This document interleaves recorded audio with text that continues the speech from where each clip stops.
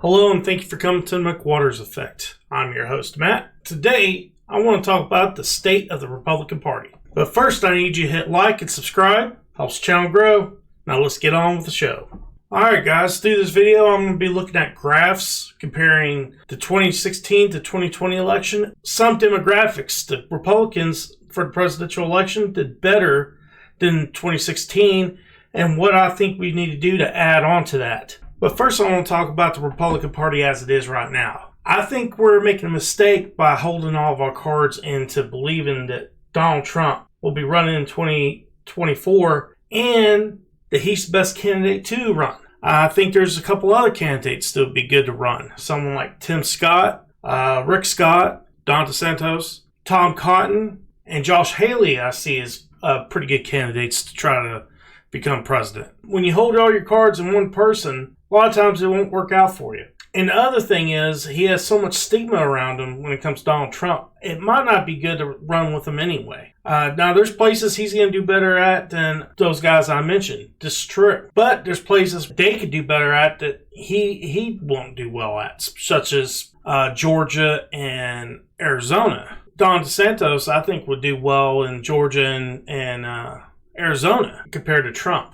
But Trump, in my opinion, would actually do better in like West Virginia, Pennsylvania, and Wisconsin and Michigan. Not only that, another thing that's a problem is also Donald Trump's age is a problem. He'd be 78, the same age as Joe Biden. And Joe Biden's getting a lot of flack because most people believe that he has cognitive decline. And he seems to be, in my opinion. The best thing for Trump to do is maybe try to be a kingmaker instead of expect himself to be the king. Of course, another person that could run is maybe his son, Donald Jr., which is possible. All right, guys, now I want to go into the first graph. If you look at 18 to 29, Joe Biden did way better than Hillary Clinton. He did 5 points better, and Trump didn't change from each year. Then you look at 30 to 44. Donald Trump did 5 points better, but Joe Biden added a point to his compared to Hillary Clinton. Then you look at 45 to 64. Trump lost 2 points, and he added 5 points. Then you look at 65. Trump stayed the same, and he added 2 points. This demographic here pretty much tells you why he lost. They added, and most of the time he stayed the same, except for one time where he gained 5, but then the next one he lost 2. So he never could make up the ground that he lost, especially since the biggest one that they gained on was 38% of the voters, and that's the 45 to 64. And he lost 2 points out of that, while Biden gained 5 from Hillary Clinton. Now here's the graphs for schooling. For high school or less, Donald Trump got added 3 points, and Biden stayed the same from where Hillary Clinton was in 2016. Then you go to some college or attended college, Trump lost 4 points, while Biden from Hillary Clinton gained 8 points.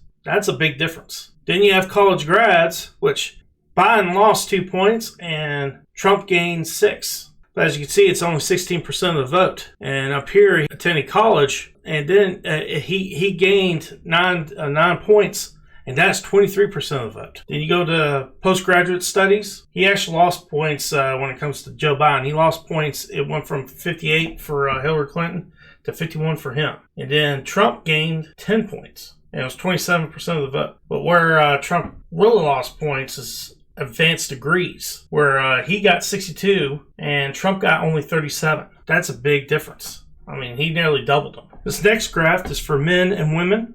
For men, Biden went up from where Clinton was, from 41 to 45, and Trump stayed the same. And then for women, Trump stayed the same, and Biden went up again 3 points. This graph right here tells you why Trump lost as well. And it's because Biden made steady gains from where Clinton was, and Trump did not. He stayed stagnant. And this next graph has to do with race.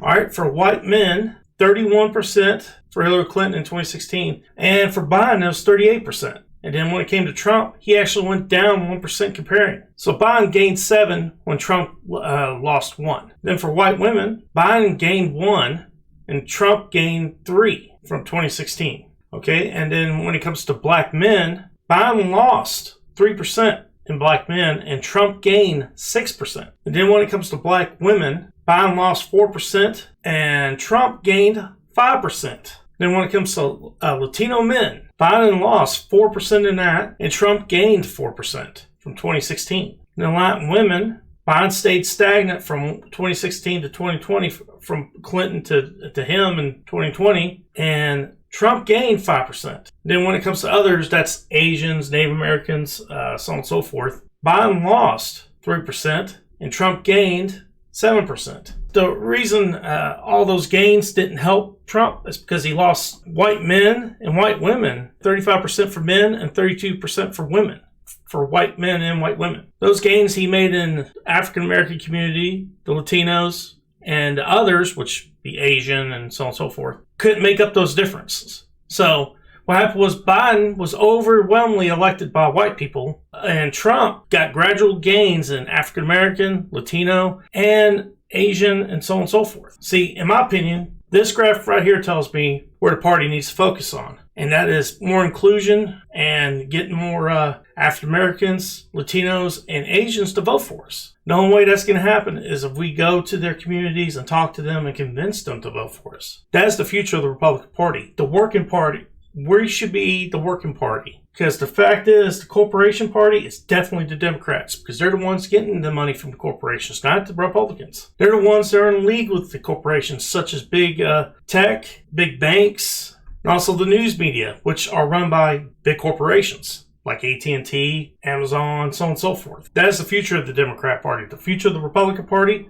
are pretty much unions and trying to convince the working man that the Republican Party is out to help you. And I believe they are. The Democrats ain't. They were. They would be doing things a little bit differently, but they're not. They're only out there trying to help the corporations get bigger. And I mean, if they were really wanting to help the common man, they would be doing some trust busting right now, especially on banks, the large corporations out there that are taking advantage of their workers. For example, Amazon. Look what they're doing. Not allowing to do bargaining agreements, treating them like crap. And what's Democrats doing about it? Nothing. You know why? Because the owner of Amazon gives too much money to them.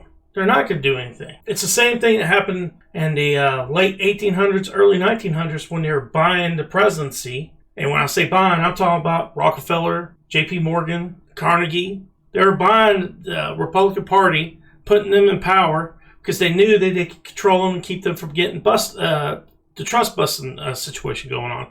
Then you had one of the presidents died, and guess who became president? Teddy Roosevelt, a Republican, but they knew they couldn't control him. And he started doing some trust busting, bringing them down back to size. It helped the working man get a livable wage. Nowadays, people can't get a livable wage unless they're working anywhere from 50 to 70 hours a week, if not more. It's because of the Democrats and some Republicans. Republicans we need to start putting in there are the populist Republicans. People like Josh Hawley, Tim Cotton, Rand Paul, Mike Lee, Tim Scott, and others. We need to start putting them in there so we can start doing some trust busting, knock these big corporations down to size, where they're not running the government and not choosing who's going to be president and who ain't going to be president. Because the fact is that's who's been choosing. Donald Trump is just aberration. Just pretty much go F yourself from the American people right there. Especially when it comes to small town, working class person. That's what that was. Next chart is income. And when it comes to difference between Hillary Clinton in 2016 and Joe Biden in 2020, 1%. When it comes to 30K. I guess 30K or less. And then difference for Donald Trump is 6%. That's how much he gained. Now, they're only 15% of the vote. And then when you go to 30K to almost 50K, they're 20% of the vote. Biden gained 4. Donald Trump gained 2. And then if you look at 50K to almost 100K, Biden gained 11. Donald Trump lost 7. Then if you look at 100K to 200K, 20% of the vote. Biden lost 6, and Donald Trump gained 10. I know you are saying, well, that's pretty good. That's pretty good, closest from the 100K to the 50K. But the difference is the 100K is 40% of the vote. When the 100K down here, the 100 to 200K, it's only 20% of the vote. So that is an indicator why Trump lost as well. Then, if you look at 200K to 250K, they both lost some support in from 2016. Biden lost 5 and Trump lost 3. Then if you look 250K plus, they're the same. Doesn't matter. It's only 6% of the vote too. Now this next chart for the political spectrum you're on. Liberals, Biden added 5 from Hillary Clinton. Went from 84 to 85. And Trump stayed the same, 10%. Moderate, Biden added 12 from where Hillary Clinton was. And Trump lost 6. Well, there you go. That's why I lost right there. And then you look at conservative, Trump gained 4 and Biden lost 2. The big difference is definitely the moderate. A lot heavier for Joe Biden this time. So going over all those charts and stuff, I still think I'm right. Populism is the way to go and inclusiveness is the way to go. White men and white women overwhelmingly voted for Joe Biden, especially the ones that were in between 100 to 150K. We need to go for more of a working class. That encompasses white people, black people, Hispanics, Asians, all the above. I believe the future of the Republican Party is where the Republican Party came in the first place, and that's inclusiveness, including everybody into the party. Because more and more, you look at the Democrats, more and more it looks like they're going more of a fascistic way of doing things. And fascism and inclusiveness do not go together, nor does really communism or socialism don't either. I mean, if they did, the Chinese wouldn't be imprisoning Uyghur Muslims. If they did, Russia back 50, 60 years ago wouldn't killed a bunch of Serbs and a bunch of other minorities in Russia. When you're in a totalitarian government, the first people they go after are the minorities, always. Now, that doesn't mean there's certain people in the party that might not screw things up. Perfect example is Marjorie Taylor Greene. And I'm going to show you this story. Here's a story here from Salon. Marjorie Taylor Greene forced to abandon America First Caucus after Republican outrage. Yeah, it's because it makes it sound like it's a racial thing. And we already have the Republican Conservative Caucus. You don't need American First Caucus. Yes, there's some Republicans in that Conservative Caucus have no business being in it because they're not conservatives. But making something like this makes it look like we're racist. And we're not. We want to be inclusive. We need to have more African Americans and more Hispanic Americans and more Asian Americans to run for office for the Republican Party. This does not help anything. This woman is awful for the party. Like I said, before, she's an AOC version for the Republican Party. She doesn't do anything but hurt the party. I mean, I get pretty mad when I have to actually agree with John Bonner on this one. And here's this story here. America First Caucus, a crazy idea, John Bonner says. He's completely right. Dumber than hell. And I'm mad as hell that I actually have to agree with him because I don't like him. He's an establishment Republican, not a populist. He's one of the ones that actually votes for these bad trade deals that we get into and want to go to war there every place we can find to go and attack somebody. It's ridiculous. And I actually have to agree with him when it comes to Marjorie Taylor Greene's idea. I mean, it's bad enough the media and these big tech platforms had to lie about Donald Trump for the 4 years, including this year, after he's out of office saying he was a racist. When there's plenty of proof he isn't. I got video where he's condemning white supremacy, KKK, you name it. He's denouncing them. Did the media ever give him credit for it? No. They kept on perpetuating this lie that he has never denounced white supremacy. Well, the fact is he has. Over 20 times he has. Biden lied too. So did every other politician that's a Democrat. And I'll show you the video now. Willing tonight to condemn white supremacists and militia groups. You've got David Duke just joined. A bigot, a racist, a problem. Would you repudiate David Duke? Sure. David Duke and robocalls are out again, the white supremacist movement supporting you. Do you have any words for that? Well, I disavow. David Duke endorsed me? Okay. All right. I disavow. Okay? When we looked at it and looked at the question, I disavowed David Duke. So I've disavowed David Duke all weekend long on Facebook, on Twitter, and obviously it's never enough. Trump's refusal to condemn, distance himself from white supremacists. The Anti-Defamation League is already out there asking the president to clarify why he didn't condemn white supremacists. So are you prepared right now to make a clear and unequivocal statement renouncing the support of all white supremacists? Of course I am. Of course I am. When Chris joined, we had a news conference, and they asked me the exact same question. I said, I disavow. I disavowed then. I disavowed today on ABC with George Stephanopoulos. I disavowed again. David Duke is a bad person who I disavowed on numerous occasions over the years. I'm willing to do anything. I want to see Well, peace. then do it, sir. Say it. Do it. Say it. I totally disavow the Ku Klux Klan. I totally disavow David Duke. Ultimately, he got to the Ku Klux Klan, which obviously I'm going to disavow. I've rejected David Duke. I've rejected the KKK, the Ku Klux Klan. What David Duke is saying to his supporters and followers, vote for Donald Trump. White supremacists are saying, well, vote. Do you want those votes? No, I don't want them, and I don't want him to say it. And you don't want the supporters? No, I don't want anything. What do you think of white supremacists, by the way? I don't like any group of hate. David Duke announced his Senate candidacy, claiming your agenda. Are you ready before you ask the question? Newt Gingrich said every Republican should repudiate this guy, I no did. matter what it takes. And I do. Rebuked.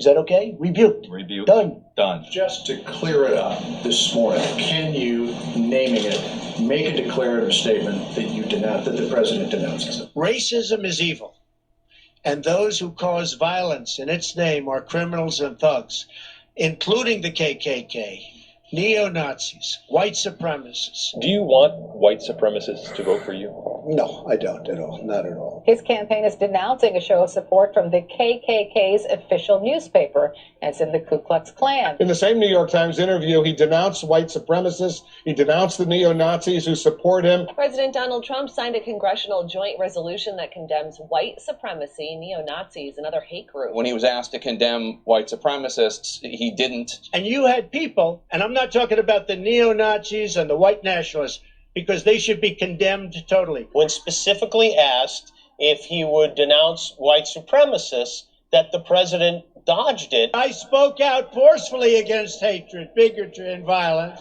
and strongly condemned the neo-Nazis, the white supremacists, and the KKK. Well, I have to say that it's disappointing that a sitting U.S. president can't outright condemn white supremacy. In one voice, our nation must condemn racism, bigotry, and white supremacy. The President of the United States, in the year of our Lord 2020, refuses to condemn white supremacists. Any group of hate, I don't like it.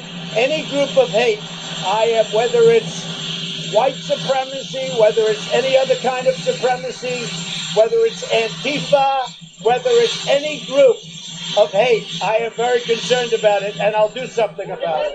He's yet once to condemn white supremacy, the neo-Nazis. He hasn't condemned the darn thing. Now, you saw the video. That's the problem with the media today. They lie until everybody thinks it's the truth, when it's not. They cover up things. They help big corporations and politicians to fortify the election. That's the problem with the Democrat Party. They went completely fascist, and the Republican Party's trying to divert to keep from going that route. That's where the populist movements come from. That's why we need to vote in people like Burgess Owens. That's why we need to vote in people like Brian Donaldson, Burgess Owens, Tom Cotton, Josh Hawley, so on and so forth. Get some new blood in here. That's also why you need to have term limits. Get rid of some of these older politicians that are decrepit, that have no business being in there. Like Nancy Pelosi and Mitch McConnell. They keep on getting voted in because in the districts they're in, they have an R&D next to them, so that's all they're getting voted in for, because they have an R&D next to them. We need to start voting people in that we believe will do something to change the United States. Because the fact is that's how Obama and Trump got in there. They said they'll change the United States. To be honest with you, they've made it worse. And the reason Obama made it worse because he did nothing to help the common man. He made things harder for the common man with the Obamacare. And then the reason Trump couldn't do anything is because Democrats, the media, and everybody else try to frame him for working with Russia when there's no evidence he did. As a matter of fact, why would they work with him? Or why would he work with them? Either way, if you think about it, hell, he started selling arms to Ukraine to make money. Why would Russia want him to do that? They wouldn't. He also put sanctions on Russia. There's plenty of evidence to tell you him getting elected did not help Russia at all. Now, did Russia get involved in elections? Probably. They get involved with most elections. Are they the main reason Hillary Clinton didn't win? No.